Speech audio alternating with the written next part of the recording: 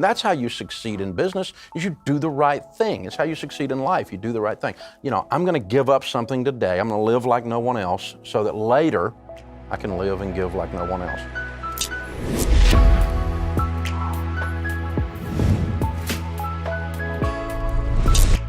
Here we are on the Sunday Special with our very special guest, financial guru Dave Ramsey. Super excited to have him on. But before we get to Dave Ramsey, first, let's talk about your impending death. So the fact is that you're going to plot sometime. Hopefully not soon, hopefully much later, but you should have life insurance because life insurance is one of those topics everybody knows a little bit about, but do you understand it well enough to feel comfortable buying it? Whether you're an insurance expert or a newbie, Policy Genius created a website that makes it easy for you to compare quotes, get advice, and get covered. Policy Genius is the easy way to get life insurance in minutes. You can compare quotes from top insurers and find the coverage you need at a price you can afford. From there, just apply online, and the advisors at Policy Genius will handle all the red tape for you. They'll even negotiate your rate with the insurance company. No fees, no extra fees, no commission sales agents.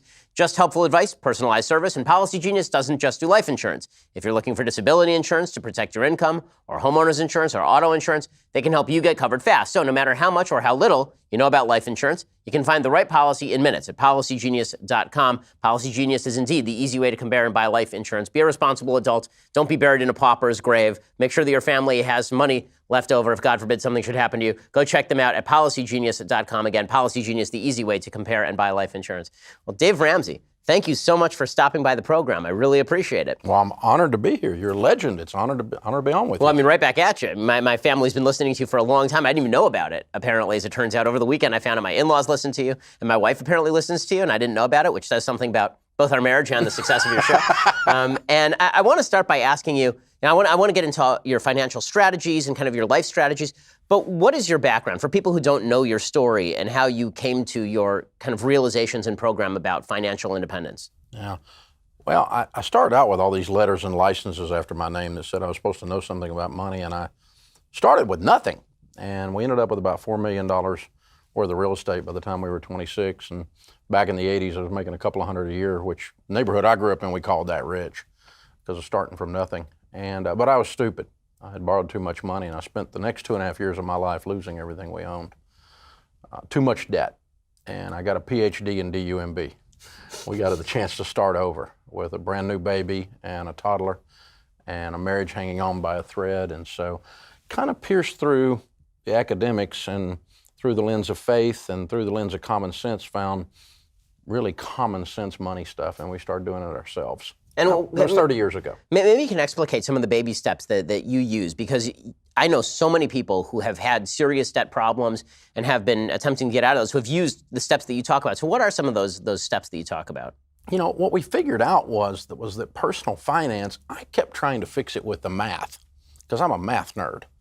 And then I finally figured out it wasn't a math problem. It was a me problem. The guy in my mirror is the problem. If I can get that guy to behave, he can be skinny and rich, but he's got issues. And so I figured out he needs a clear path and basic financial planning / mixed in with a little common sense to make some gumbo. We came up with an idea that, hey, do this first, then do this, real clear, and don't deviate from it. And lots of people did it, and it worked. And we called it the baby steps, because you can do anything if you just take a step at a time. Baby step 1's $1,000. Quickly save a little starter emergency fund. 2 is knock off all your debt, except your home, using the debt snowball, listing them smallest to largest, attack them in that order. 3 is an emergency fund. Go back to that 1,000, raise it up to a fully funded grandma's rainy day fund, 3 to 6 months of expenses. So now you're sitting with $15,000, $20,000 and no debt except your house. Now you can breathe. That's a foundation. And then you start your investing into your retirement, kids' college, and pay off your house early. Typical millionaire pays off their home in about 10.2 years. And then you're set up for baby step 7, which is just build wealth and be outrageously generous. So I want to talk about some of those ideas, because there's a lot there. And as you say, a lot of that is psychological as opposed to monetary. So when I first heard about your program, and I've talked to a lot of people who have used your program, there were a couple things that jumped out at me, because I too am kind of a math-minded guy. The first one was when you talk about the debt snowball, you start with small to large, you list all the debts and you say, okay, you've got a $200 debt, pay that one off first, and build up to the big debts. And I'm sitting there going, okay, well, if you have a $200 debt at 2% interest and a $10,000 debt at 10% interest, why not start with the one with the high interest rate? It's mathematical blasphemy. It really is. For a nerd like me, it's like fingernails down a chalkboard. We're doing it wrong, We're doing it wrong. But the thing is, if you go to the why and you sweat, and you drink water and you don't eat white bread and you gain weight, you will quit. And the same thing getting out of debt. You need some quick encouragement. You need to go, this might work. And then you pay off another one, you go, well, this might work. Then you pay off another one, you're like, get the neighbor in here. This might work. Hey, baby, come over here. Look at this. We paid. And you start to get this thing happening. It's called hope. And you actually believe it's going to happen. And so, and what happens is the more people get excited, the more they believe, the deeper they'll sacrifice, and the faster they get out. And so this debt snowball thing, even though it's, it's a paradox, even though it works. It works. And people don't get out of debt using the other because they get stalled out. And I always just laughingly tell our audiences, if we were doing math, we wouldn't have credit card debt in the first place. This is not a math problem. So I want to ask also about who kind of your target audience is, because I think that there are certain situations, right? I came from a middle class background. By the time I was, a teenager, a late teenager, I would say we were sort of upper middle class, and I incurred debt for college. I incurred debt for law school. You're very anti-debt for college. I agree with you that many college debts are worthless. But for my wife, for example, she's a doctor, as people know, and she went to medical school, and she also went to pre-med for undergrad. Are there any situations in which you think that taking out college debt is worthwhile? Well, I just don't teach people to borrow money. The shortest path between where you are and wealth is to stay in control of your largest wealth building tool, which is your income. Now that puts some serious hurdles in place when you're going to law school or you're going to go to med school. But I talk to people who go to med school and they find a way. They get scholarships, they do fellowships, the MD PhD program. There's all kinds of ways to do it, but it's tough. It's tough. But so's paying off $250,000 freaking dollars in debt. That's tough too. So you're going to pick your tough. You just got to pick which one. I mean, that's sort of, I guess, the question, because it sounds like there are certain situations, like there are situations in which, if you have to have a government-sponsored debt, it seems to me those are the situations in which it's a bad idea to really take out debt. If you got to take out a student loan from the government in order to go major in gender studies, good shot, you're never going to be able to pay that off. Exactly. But there are certain professions where the income coming out is going to be good enough that there's a reason the bank is giving you a low-interest loan.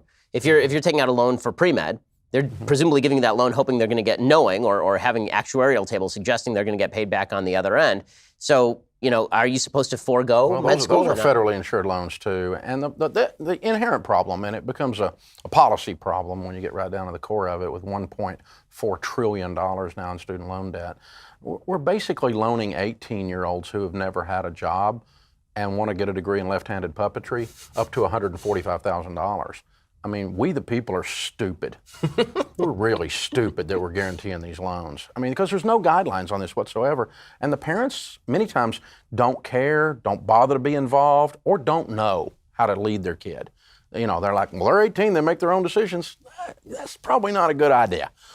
Maybe we put your arm around little Junior and say, we really do need to get a degree in something other than, German polka history. Let's try something else, Let's try to get something that actually is marketable and that you can put some tools in your belt to earn a living so you don't live in my basement when you're 32. Let's have a plan here. And it's funny that you come at this from a different angle from people like Peter Thiel, obviously, but you end up in exactly the same place, which is college is very often a waste of time. Maybe you ought to just be going out and learning a career, apprenticing yourself, actually making something yourself. I don't think it's a waste of time at all. I mean, higher education, we just completed, one of our Ramsey personalities, Chris Hogan, we just completed the largest study on millionaires ever done. We studied 10,165 of them.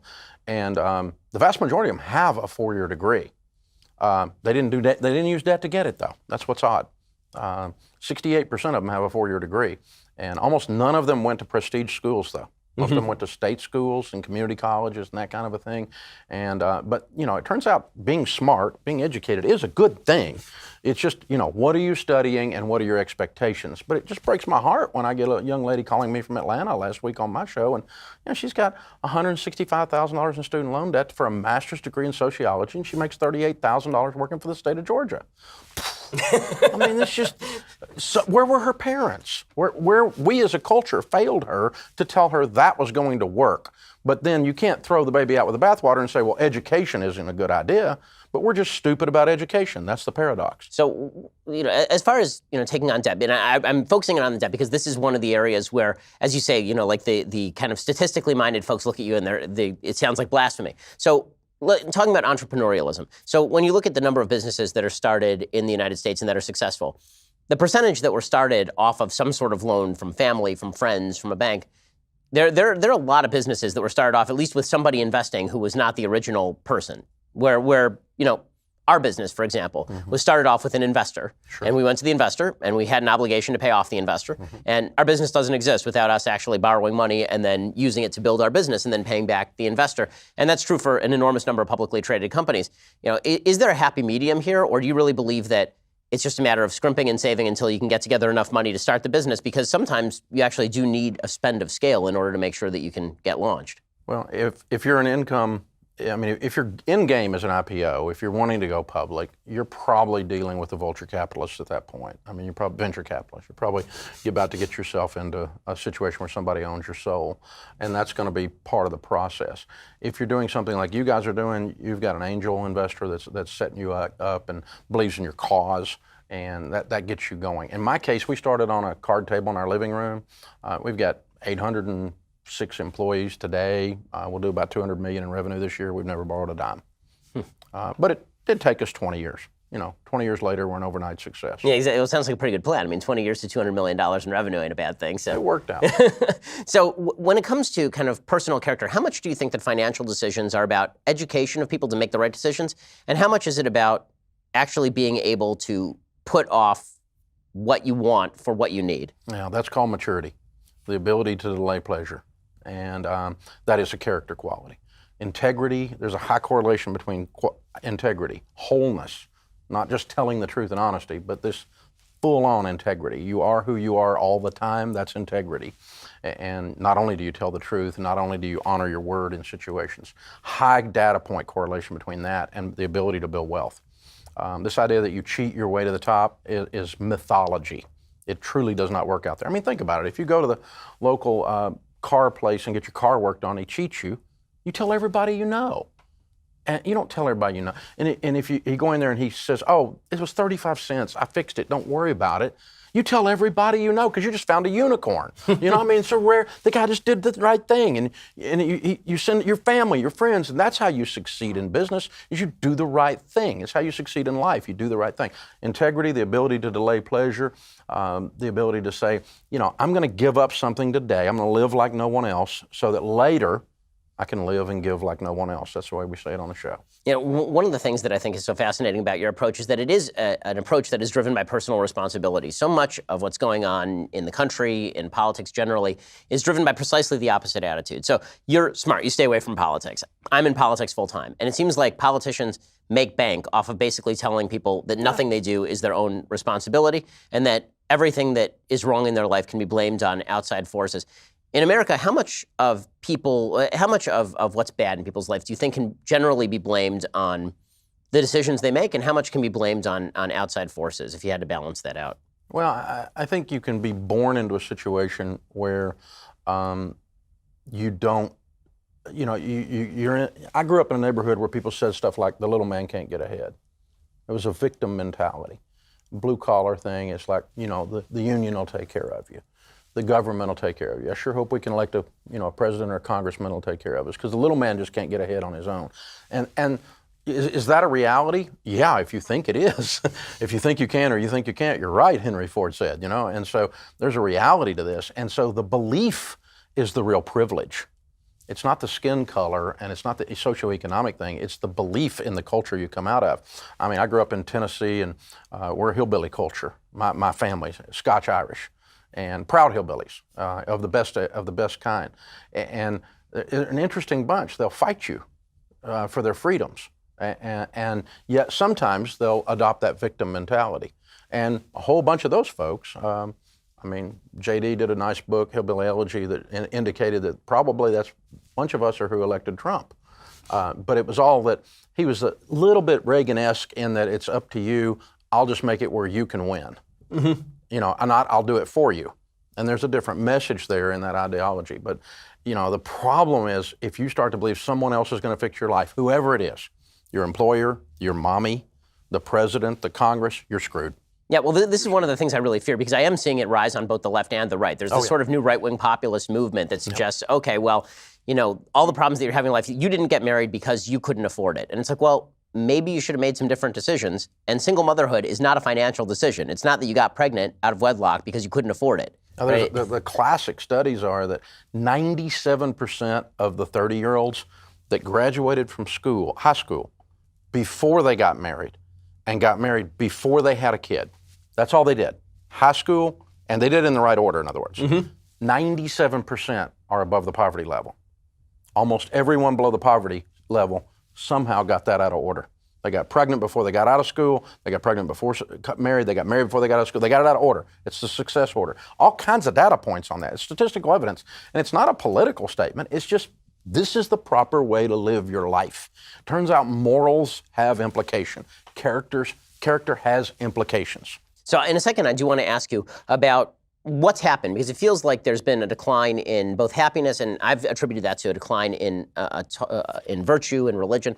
I want to see kind of your perception of that in just one second. First, let's talk about your healthcare program. So I have some good news. If you missed the deadline to sign up for healthcare insurance, or more importantly, if you signed up for a plan you're just not that happy with, you still have a choice. It's called Medi-Share. Medi-Share is a Christian healthcare sharing program. They've been around for 25 years. They have more than 400,000 members now around the country. And get this, over the years, Medi-Share members have shared over $2 billion of each other's medical bills, so they could help share your needs as well. Best of all, you could save a lot of money with Medi-Share. The typical savings for a family is about $500 a month. Your savings could be more, they could be less, but think about what you could do with that extra money every month. So if you think you're stuck with a high-cost health plan that doesn't have much to offer, think again. You can join Medi-Share anytime. So just call them today and check it out. Just head over to medishare.com/Ben or call 844-61-BIBLE to find out more. There's no pressure. They are super easy to talk to. Find out how much you could save, why Medi-Share is really popular. I've talked to the folks over there, really nice folks, Christian folks. Go to medishare.com/Ben. That's MEDI, share.com/Ben, or call 844-61-BIBLE for more information. Again, that's 844-61-BIBLE, 844-61-BIBLE, or medishare.com/Ben, 844-61-BIBLE. Go check them out. So I want to talk about some of the aspects of virtue that you're talking about, because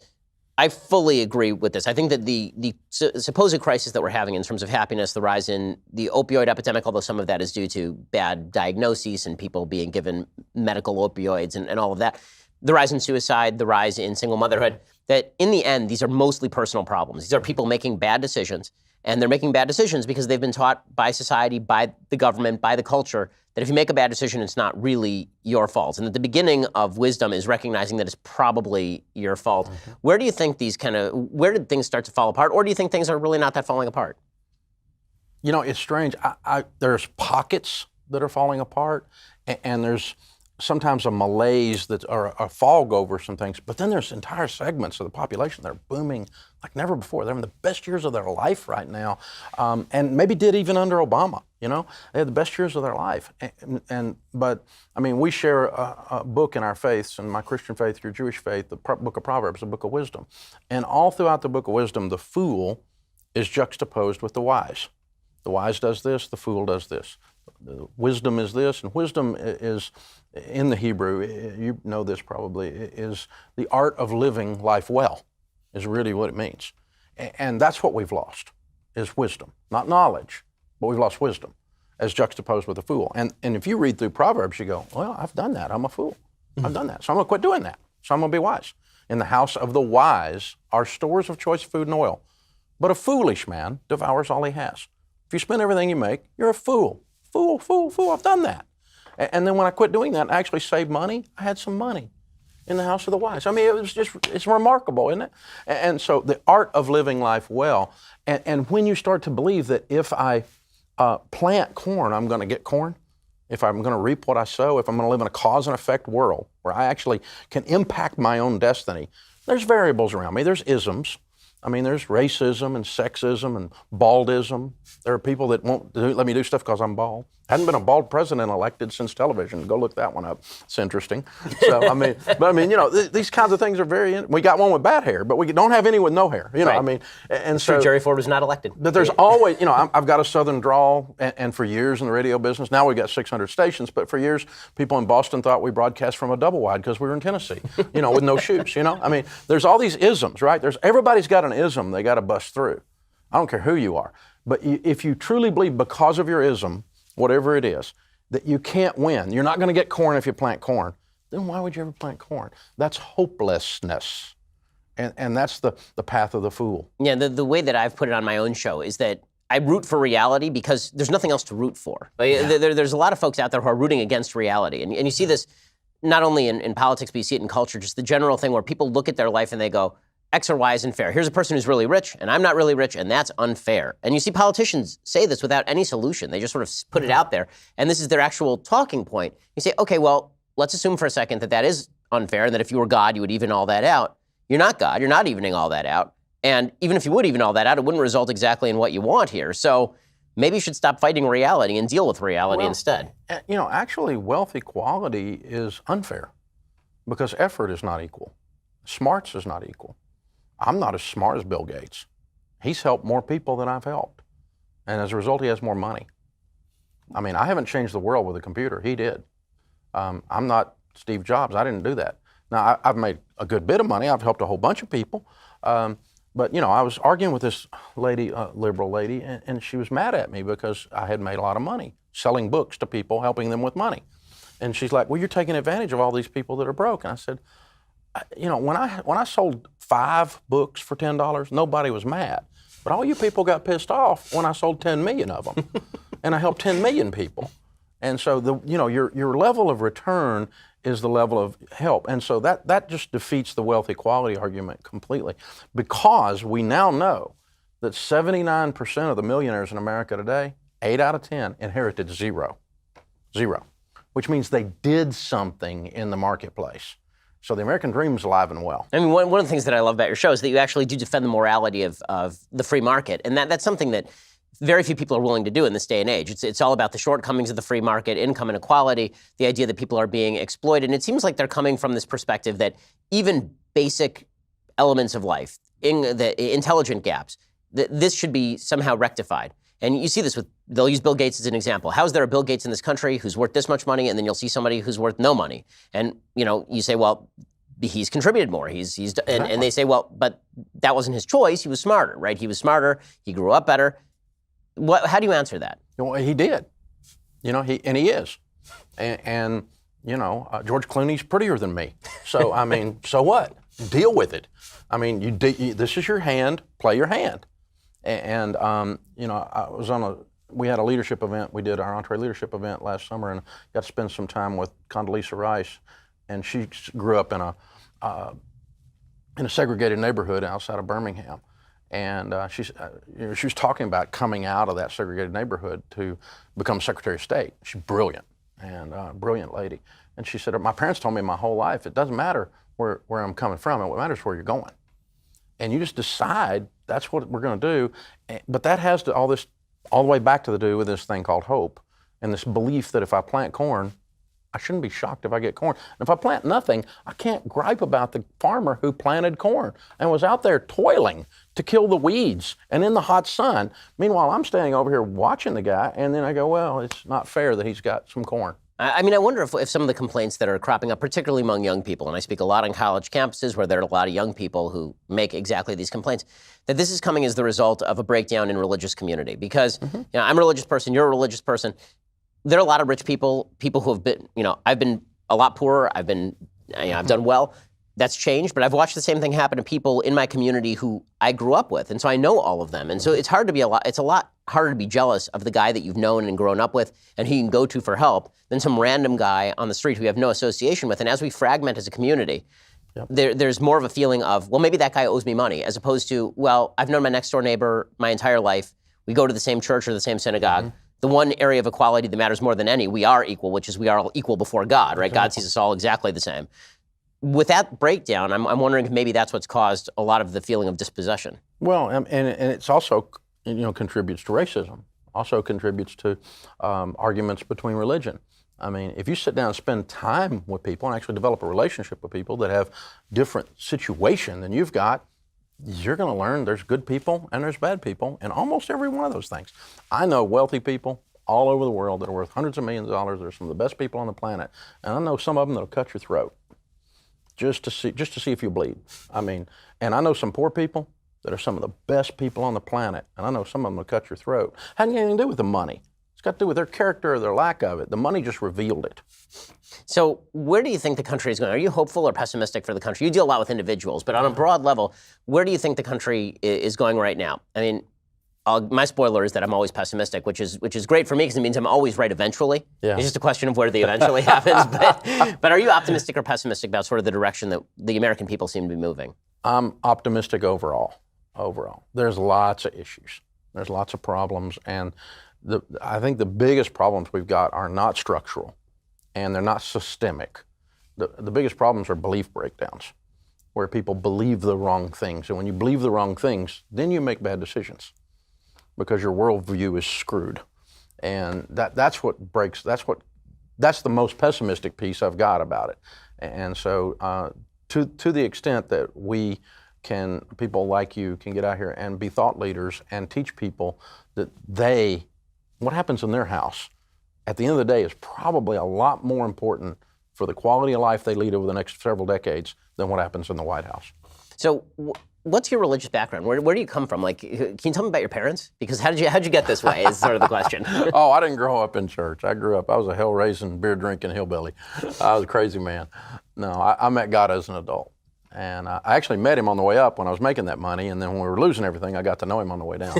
So I started studying Scripture because I had all these letters and licenses after my name and about money, and then here I sit broke. I must have got some bad information because I was acting on all the information I had, and it didn't take me where it was supposed to take me. Instead, I built a house of cards that fell in on me, use OPM, leverage other people's money, and all that stuff, right? And I got to thinking about it, and who was it taught me to borrow money? That was my finance professor in college who was broke, which is kind of like a shop teacher with missing fingers, right? That's a problem. So I started, as a young person of faith, young in my faith, in my 30s, 20s, I really dove in and started learning what the Scriptures say about money. I mean, if you just read Proverbs over and over, you have a master's degree in finance.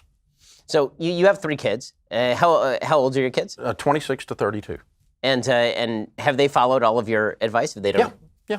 Well, they're all actually functioning human beings, and they have great marriages, married good people, and have great babies and great careers. They work very, very hard. They are not silver-spooned by any stretch. Well, one of the things that I love about your show is that you really do give tough love advice to a lot of the folks who call in. I mean, it's what makes it so entertaining is that you're actually telling them the truth. Have you ever felt bad after you get off a call that you slapped somebody a little bit too hard upside the head? Yeah. Oh, sure. But typically, what I've learned to do, in the past more than in recent years, I've gotten better at it. I mean, because I can judge. What I used to do is I would just hit everybody the same, and that's not fair if somebody joined our tribe 3 weeks ago. They've got a different set of knowledge, so I can't hold them to the same level of account. I started watching your stuff on YouTube, Dave, 3 weeks ago. Okay, I'm gonna give you. We're gonna gently bring you along. But Dave, I've listened to you for 10 years, and I leased a car last week. Pop, I mean, you're gonna get it, So, because you know not to do that. I do everything you say to do, and then tell me 3 things you didn't do, And so it's like, we're gonna get you, dude. And it's tough love, but you know what that is? That's real love. Well, real love is always, my son's 26. He's a wonderful, fabulous young man. He's a vice president in our company. He's brilliant, great entrepreneur. When he was 8, he would not take a bath. And his dad made him bathe because you stink and you can't exist in society if you don't take a bath. You don't brush your teeth, you're not going to have any, son. And I'm going to make you do this against your will for your own good. I don't get any benefit out of it at all. It's for your good. That's love. But they call it tough love. It's just being a good dad. This is one of the things that drives me up a wall. I know so many people who are both adults and teenagers, but it must have been inculcated them when they were teenagers, and now they carry it forward. This idea that you're 25 and you've screwed up your life, and if somebody says anything that crosses you, it's because they don't love you enough. That if they truly loved you, then they would just accept you as you are. And so, well, maybe I'm trying to not accept you as you are because you suck the way you are. Maybe you should stop sucking, and then you will have earned the love. Yeah, I think 4 DUIs is awesome. Just keep drinking. It's working for you. I mean, come on. You're gonna spend your life in a ditch if you live and don't kill somebody else. This is ridiculous. We're going to have to drag your butt out of the bar, boy. I mean, this isn't going to work for you. And you just got to love somebody enough to go, I'm not going to participate in your crazy. I'm going to stand over here on the side and show you what sane looks like. Come join us. It's more fun over here. So what are your rules for relationships? There are a lot of folks who are married or thinking about getting married. Do you have any sort of relationship rules and advice for folks who are getting married that they should keep kind of first and foremost in their minds? Oh, man, I've been married 36 years, and happy wife, happy life is the first one, but yeah. No, I mean, as far as the money piece goes, we have learned that when people handle their money together, that they're really setting their life goals together. They're sharing their fears, they're sharing their stresses, they're sharing their dreams, because your money all runs towards those things. The way you handle your money symptoms, more of a symptom of what's going on in your life than the actual problem. And so when we can get couples to start talking, it's amazing. They go through one of our classes and they've been married 12 years and they come back, you saved our marriage. I'm like, you went the wrong class. The sex class was down the hall. You know? I mean, but no, it was, all we did was we made them start talking about their money. One checking account, shared accounts. We're gonna know everything that's going on, both of us. There's no, I'm gonna take care of you, you're not good with money, honey, so I'll do the money. No, we're all on this together. One might be the nerd that's gonna do more of the details, but we're gonna be two adults pulling the wagon together. And there's tons of data that says you're not gonna build wealth unless you do that. So I know, again, you don't get into politics too much, but from a general political view, I am going to ask you one political question, which is, what do you think the proper role of government is? Because it seems like nowadays people think it's to fix income inequality, guarantee people jobs. Mm-hmm. In your ideal world, you're King Dave Ramsey, and you get to decide, what government does and what government doesn't. What do you think government's actual role is? Well, God has been smart enough so far to not allow me to be involved in that. So, and I pretty much agree with him. So, no, I mean, politically, I'm sitting here, so I'm obviously conservative, very conservative, probably just to the right of Genghis Khan. But, and my liberal friends, my liberal listeners, I make fun of them all the time on the air, but they know I love them. And I'll help them with their money, and I'll help them with their marriage when they call in, and help them retire with dignity. I'll show them how to do it. But I like people. I'll help you wherever you are. That's okay. But as far as the reason I'm a conservative is I was sitting with John Stossel one night about 15 years ago, back when he did 2020, back a long time ago, and he said, I've read up on you, and I said, oh, really? That didn't take long. And he goes, yeah, you're a social conservative and economic libertarian. And I said, I never thought about that, but I probably am. I probably am. I'm an economic libertarian because I'm a free market. I mean, I am a capitalist pig.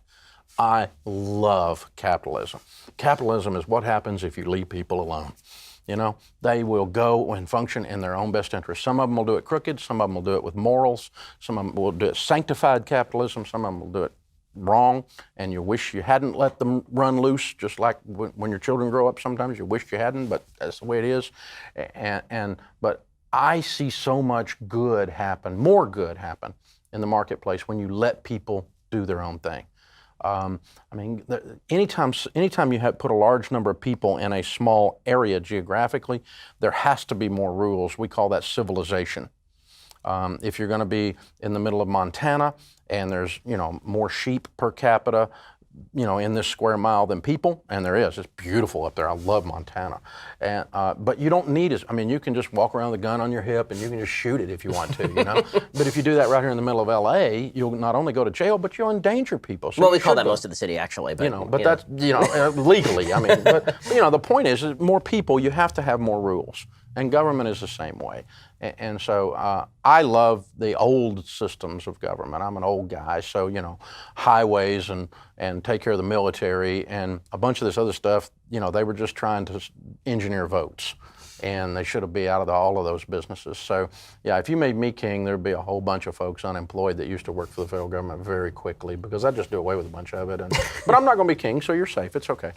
Alrighty, so I want to ask you about charity. So in your program, you talk a lot about how when you get wealthy, you should give a lot of charity. What do you think the role of charity is? Because there's a whole group of folks who are sort of the Ayn Randian objectivists who say that the best way that economics works is to never give charity. The best thing you can do is invest your money, create more jobs. Why do you think it's important for folks to give charity? Well, it has nothing to do with the economy. It has to do with what it does for you. God teaches both of our faiths to give very, very clearly. Tons of scripture. The Talmud, the Old Testament, what we Christians would call it, and in the New Testament as well. Tons. So why would a loving God suggest that you give money? It has nothing to do with economics. Your synagogue does not need your money. My church does not need my money. They're going to be fine, I promise. So that's not what it's about. This is about what happens in me. When I turn loose of money and I see the result, it moves me from selfish to selfless. It grows my character. And selfless people are highly attractive, much more so than selfish people. And so it turns out that the person who gives is also the person who holds the door for you. They're also the person that has a level of humility. They understand the center of the world really doesn't run through the top of their head. And so, but there's a spiritual result, a character-based result, and a psychological result when you go through the tactical step of mathematically giving your money away. And so when you reach over and you see a lady waiting a table in a greasy diner and you leave her a $300 tip and she's pregnant, that lady needs the money. Now, you helped her. The economy was affected, but what it did for you was more than any other player. So oddly enough, charity is selfish in that regard. If you understand what it does for you, what it does for your kids to see you give. And I've got a good friend who's Orthodox Jewish rabbi, Rabbi Daniel Lapin, and he cannot stand the phrase, and I agree with him, give back. He says, you're not giving back. You didn't take anything. Right. You're just giving. You didn't give back indicates somehow you took advantage of the culture and you owe the culture a debt. You don't owe the culture a debt. That's not true. But you owe yourself a debt to learn to have that element of your character. But because people who give are always grateful people, they're more humble and they're more selfless and they're highly attractive people. They're who you want your kids to be. They're who you want to be when you grow up, you know? That's who I want to be. I meet those old men, those old women, they got those beautiful faces, you know? And then you meet the ones that don't have beautiful faces because they're angry and they're selfish. And it ends up on their countenance when you get old. And because when you get old, you become more what you're going to be, right? You know, and that's what charity does. Now, think about this, though. If we could look at that on the macro level, what would happen? Oh, baby. I mean, what if we could get a whole culture that started giving not because of the economic impacts, not because they helped this little charity, or not because this kid was fed, although that's a wonderful thing, but we got a whole culture of people who are highly attractive and selfless instead of selfish and mean and nasty and on Twitter. You know, I mean, it's just unbelievable, you know? Yeah, no, and I think that's exactly right. It's because I think that what happens is that the folks who don't give charity tend to be the folks who are very eager to take somebody else's money for something absolutely. else. I mean, there's a really high crossover, and not to get too political again, but you know, the stats show that red states give a lot more charity than blue states, that religious people give a lot more charity than non-religious people, and those people also tend to vote for small government because, again, those people understand that when the pedal hits the metal and it's time to help somebody out, that in the end it's up to them. It's not up to somebody else, and that casting it off on a third party is a mistake. And one of the things I always note on my show is that when it comes to charity, yes, I have a commandment to give charity, but there's no commandment to receive charity. There's no command, and we seem in our society to have reversed it. That the commandment is mostly that society owes something to me. It used to be that if you took charity from somebody, you felt the obligation toward that person because you knew who the person was. The person had a face. And I always cite the movie Cinderella Man, where James Braddock is walking back into the welfare office with the role of 20s and paying back the welfare office. Is there a single person in the United States who gets a check from the government who would ever think about doing that? Today, probably not. But if you do it in the context of a community of which you're a part, you know exactly how much you owe to everybody else in your community. Well, and all that is gratitude. If you've received it, it changes your gratitude level. If you've received help at some point in your life, you're a grateful person.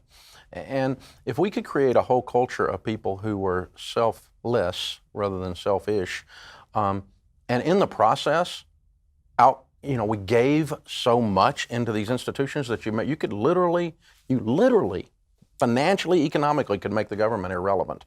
You could put them out of business. It'd be wonderful. So what do you think, as a person running a massive, massive business, what have been the biggest obstacles that you've faced in taking your business from non-existent to a $200 million business? People. Our people on our team are our greatest blessing, and they're our greatest pain. We love them, and they drive us nuts sometimes. People. The human resource, and loving them well, compensating them well, attracting the talent and people of character, people that have quality, that actually act like they own the place and actually work while they're at work and all that kind of crap. It's that has been our biggest obstacle. We hired 200 folks last year, but you have to go through 10 interviews with us. We're very hard to get on with. But we win Best Place to Work every year. Why? Because we're the best freaking place to work. We take care of our people. I mean, we're very, very good to them, but we require a lot. You have to bring it, baby. We're playing for the Super Bowl. Tell me about that experience. Like, how does that interview process work? That's a lot of vetting. I mean, maybe we'll start doing that around here. But Well, I mean, I was so dumb when I first started. I thought if you hired people, they would just work, and I was dumb. I mean, and I thought they would actually care and they wouldn't steal. And it turns out you have to hire people that work and care and don't steal. You can't just hire people and then they want to do those things. So you have to actually vet that process. There's a due diligence involved. So we just found out if you spend more time with people, you get to know them. They'll tell you. We call them thoroughbreds or donkeys. You can't win the Kentucky Derby with a donkey. Never been one win it, ever. And you can't win at business with a room full of donkeys. And so sometimes a donkey can dress up. They put on their interview clothes. They look like a thoroughbred when they come in. But you have to talk to them long enough until they finally go, yeah. And you hear, that one's got a drug issue. I don't think we're going to do that. And that one's doing some crazy butt stuff in their personal life. I don't think we need that toxic stuff in here and, that kind of stuff. And so, because, everything moves at the speed of trust. And if you can't trust people's competence, their excellence, their integrity, their intent, then it's hard to work together. You can't get work done because you're always looking over your shoulder seeing who's going to stab you. And so we just fire people if they do stuff like that. Have you seen, I mean, you've gone through so many people, it sounds like, have you seen any quick indicators of the donkey? Like, how do you spot the donkey right off? We just talk to them and they'll tell you. And we love millennials for this reason. The millennial generation is a fabulous generation. I get asked all the time in these leadership conferences, how do you hire millennials? How do you hire millennials? I love them. They're awesome. Because there's really only two kinds, awesome and sucks. and that's the only millennials. And they'll just tell you, I suck. I live in my mother's basement. I don't intend to work. I got a participation trophy. I'm not doing squat. They'll just tell you. And good, we're not hiring you. But the other ones, the ones that care and they join a cause, they'll storm the gates of hell with a water pistol, man. They're missional. They will fight. They believe. They're loyal. It's the best generation I've ever hired. As an old leader, I can tell you, it's a fabulous generation.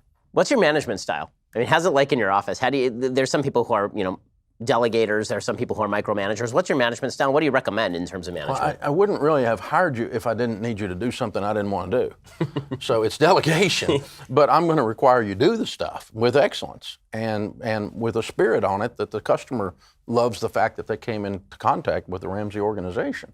And so it's a high level of expectation, a lot of more like a coach. I used to say a coach is somebody that loves you dearly, but you're a little bit afraid they'll go crazy at any moment and kill you. That's probably me. Well, it's that scene from Patton where he goes in and yells at the soldier and he leaves and his adjutant says to him, they don't know when you're joking. Generally, he says it's not important for them to know. It's only important for me to know. Well, I'm not unkind. I don't yell and scream or anything like that. It's not, but I mean, it's you're gonna do the stuff. Because that's what we're all here for. And this place is bigger than any one of us. And so you're going to get your work done. And if you don't, then, we'll set you free in Jesus' name. There's stuff you can do. Well, I mean, this does seem to be the commonality between all the good managers that I've ever seen, is that it's all about hiring the right person and leaving them alone. That if you have to intervene with the person too much, then you're a bad manager and you're a bad hirer. If you have to be in their face all the time, and that's why when I look at presidents, I'm not going to name any names. When you look at presidents and they're constantly shifting staff or they're micromanaging or going over people's heads, that's the mark of a bad business to me. Is somebody who has to have only closely held people who can't delegate out to. You're a control freak then, and so. But you can't if you delegate without being able to trust someone's competence and their integrity. That takes time. If you delegate without doing that, then you're just irresponsible. And we have made the mistake in business and in government. If we just hire someone who's talented and they got a good resume, then we'll just turn them loose. No. We'll walk with you a little bit here. Make sure you know how to do this stuff the way we're doing it. Make sure you really know how to do it, that you're not just got a good resume and so forth. So I'm going to trust your integrity and your competency. And the bigger the job and the more money that's involved, the more customers that are involved, the more that's on the line, the longer that's going to take. So as an advocate of the free market, some of the big questions that have come up recently, one that's obviously starting to take front and center stage, is the question of technology and the idea of a permanent underclass, the idea that there's going to be some sort of IQ dichotomy where people who are smart are going to be able to work and get jobs and everybody else is going to be replaced by technology. Do you see that as a problem in the future, or you think that technology will be more of an aid than a hindrance? No. Technology's both simultaneously in all of our lives a blessing and a curse. And we've got kids whose screen time is blowing their brains up. There's all kinds of problems with their brains with too much screen time. We all, check our inbox and have to keep it clean like we're OCD or something. Guilty, and so on. And yet I can do more.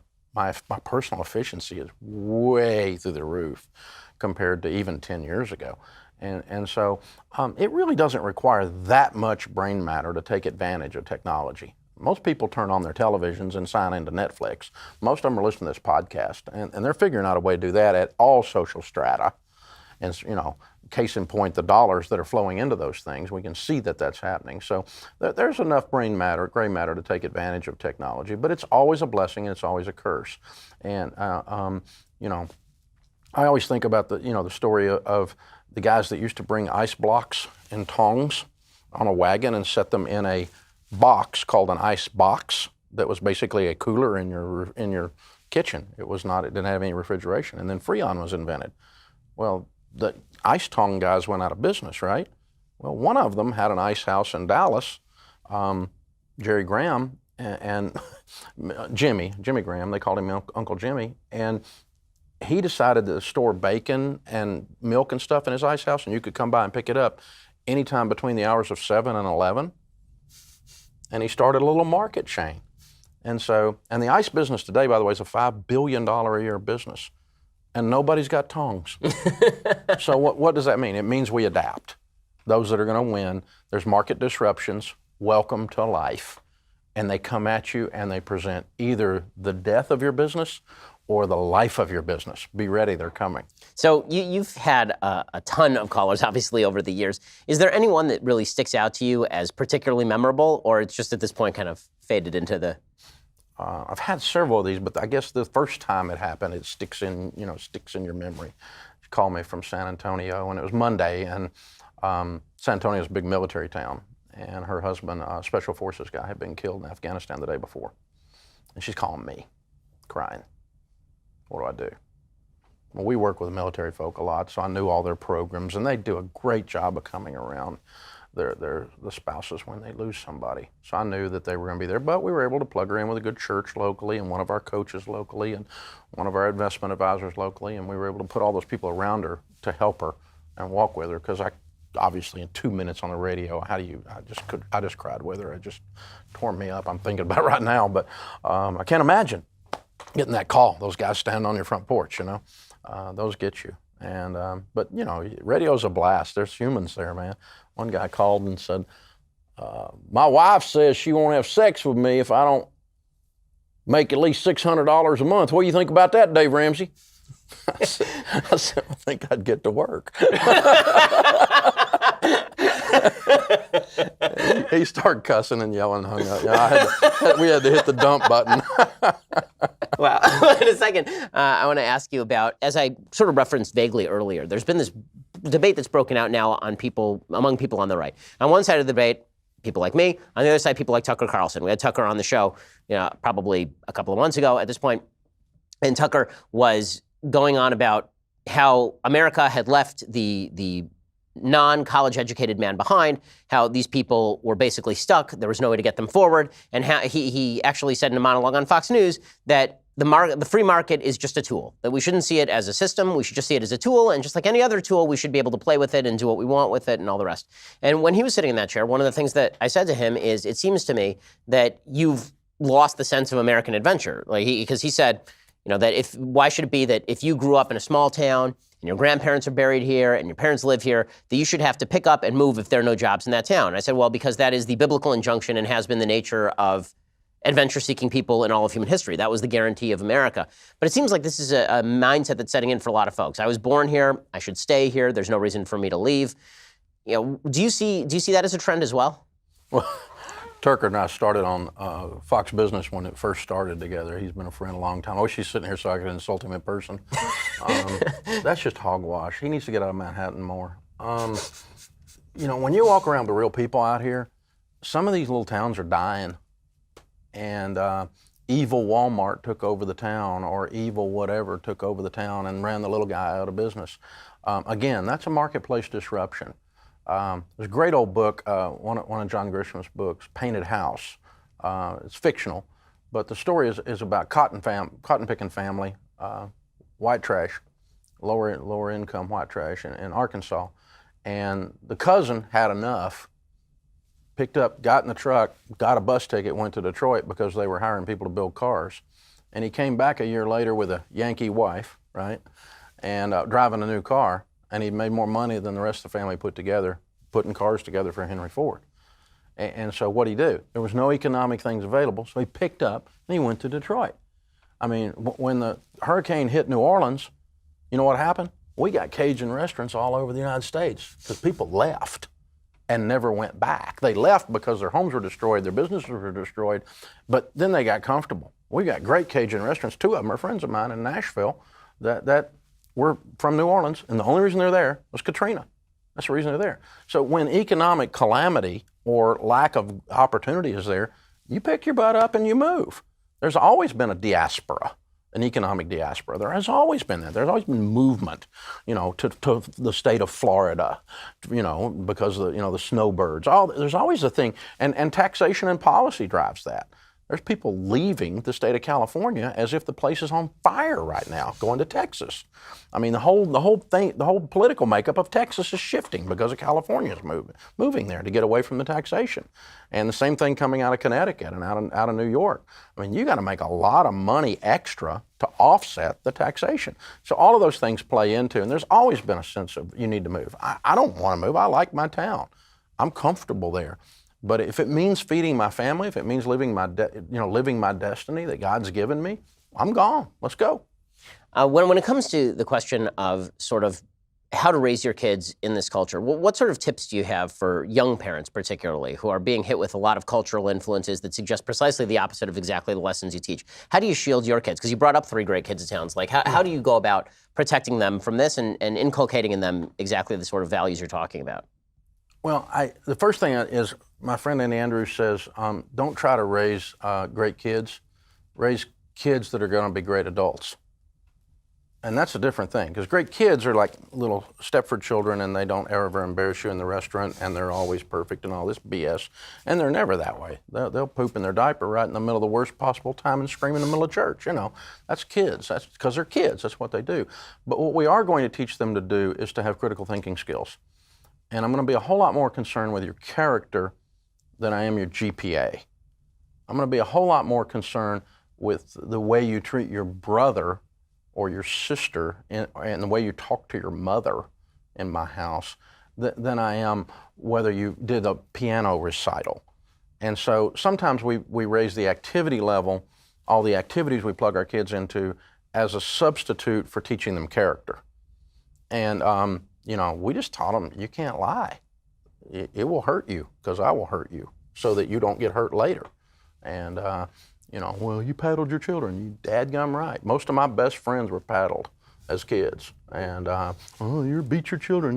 No, I'm not a child abuser. I love my children more than anything. I take a bullet for them. But they turned out. And part of that was, the nurturing of their mother, the fear of their father. Let's even talk about that sort of stuff these days. It's obviously very controversial. I get hate mail for days. I will after this. That's okay. It's all right. I made a living off of it. It's okay. Well, I mean, this is the fun stuff that we get to talk about all the time, and you talk about in your show too, is sort of the distinctions between male and female roles in the household. How do you see that? Well, I'm probably middle of the road. My daughter called me a feminist the other day. I couldn't believe it. But toxic feminism, toxic masculinity has been in the news this week. Obviously, we don't want to do any of that. But as a husband, as a dad, my job is to love my family, to serve them, and take care of them. And that may mean the way I serve my 8-year-old is I may make him brush his teeth. It may mean the way I serve my 16-year-old is you don't get to drive tonight because you've not been acting right. It may be, and they don't feel served when you're doing that, but I'm serving them. I'm their dad. I love them more than anything on the planet. And that's the way I view it. Is my goal is to serve. But no, I mean, my wife has been a full-time mom, but if she wanted to have a career, I don't care. My mom was a working mom. And that's fine. I mean, your wife's a working lady, and got a lot of 3 of our operating board members in our company are very, very sharp ladies. And so I had no issue with that at all. It's, what do you want to do with your life? How do you want to do it? And how can we support each other to win? I don't make decisions unilaterally at our house, and neither does my wife, by the way. So big decisions, we talk about it, and we come together on it. And that includes talking about something going on with the kids, or a large charity donation, or going to buy this building to put our company in, or, in the old days when we hire people, we always interview them with their spouses and with our spouses, because spouses see stuff. And so that, we just work together. It's a team. So, a lot of the basic values that you talk about, it seems like a lot of folks in the country ideologically do not hold those values. And it seems like they're located in particular states around the coast. Do you think that this is a gap that's bridgeable? Because this is really a concern for me is that that it's almost two separate Americas. It's a group of Americans who take very seriously traditional values and who still think that it's worthwhile to go to church and inculcate those values in their kids. And then there's a group of folks who seem to think that those values are old-fashioned, outmoded, that we live in an experimental age in which you basically ought to let your kids run roughshod over you or do whatever they want, in which it's a mistake to try and teach your kids anything. And in fact, it's an act of parental tyranny to try and teach your kids anything. Do you think that gap is bridgeable, or do you think it's going to continue to sort of bifurcate? Oh, it probably comes and goes. We kind of went through that in the hippie movement in the 70s. We've gone through it. We went through it a little bit with the Gen Xers. Some of the, quote, skateboard crowd. You remember those guys? That kind of thing. Every generation has to push back and has to pull. But yeah, we're seeing some of the fabric of our culture unravel, some of those values that are basic human things. The loss of civility, though, in the last 36 months, 48 months, has just this political correctness police. You can't say anything that someone doesn't like anymore without them going absolutely bananas. I mean, they'll destroy a teenager's life, whether it's on the right or the left. I mean, the young man that stood up on the left from the school in Florida that there was a shooting, I mean, the right went after that kid and basically just ate him alive. He was a child. I mean, he's a 17-year-old boy. Leave him alone, people. And then this week, the kids from Kentucky with the MAGA hats on, or MAGA hats, or whatever you call it, and all that stuff. But I mean, the one thing you need to understand is these cameras and audio, you can make people say almost anything you want them to say when they finish. And I've had it happen to me a time or two, and in print as well. And so you can't believe what you see on the internet. I know that's shocking. But the lack of civility to stop and let's just stop a second. And did that pastor really do that? And maybe he did. Maybe he's an absolute reprobate, and he should be punished, and he should lose his standing for 45 years of building that. But did he actually do that? And so I think we got to just stop a second and breathe before we just slit everyone's throat on the first possible offense. Oh my God, we're an offended people. It's ridiculous. And you get extra credit for being offended. And you also get extra credit for being the first person to go in for the throat slitting. Because if it turns out that you got it wrong, well, then you can sort of walk it back a little, maybe apologize, maybe you don't. But if you get it right, then you get all sorts of credit as being the first on the virtue signaling train. Exactly. And I'm in charge of virtue. That's my job for everyone else. And turns out a full-time job is the guy in my mirror. Mm-hmm. Well, in a second, I want to get to the final question for you here today. Yeah, exactly. So here's the question. The question is going to be, on a scale of 1 to 10, 1 being entirely risk-averse and 10 being entirely risk-tolerant, how do you rank yourself? Because you're obviously an entrepreneurial guy. You're a guy who's actually, started a massively successful business, but you're also somebody who says that you shouldn't take out debt. So that seems risk-averse. I'm going to get the answer from you in a second, but if you want to hear Dave Ramsey's answer, you have to be a Daily Wire subscriber. To subscribe, go to dailywire.com, click subscribe. You can hear the end of our conversation there. Well, Dave Ramsey, it really is a pleasure to have you here, sir, and I can't express enough that if folks haven't checked out Mr. Ramsey's stuff, you haven't checked out Dave's stuff, you really should. He's helped millions of people, and including apparently half the members of my family, which I didn't even know. So Dave Ramsey, thanks so much for stopping by. Thank you, sir.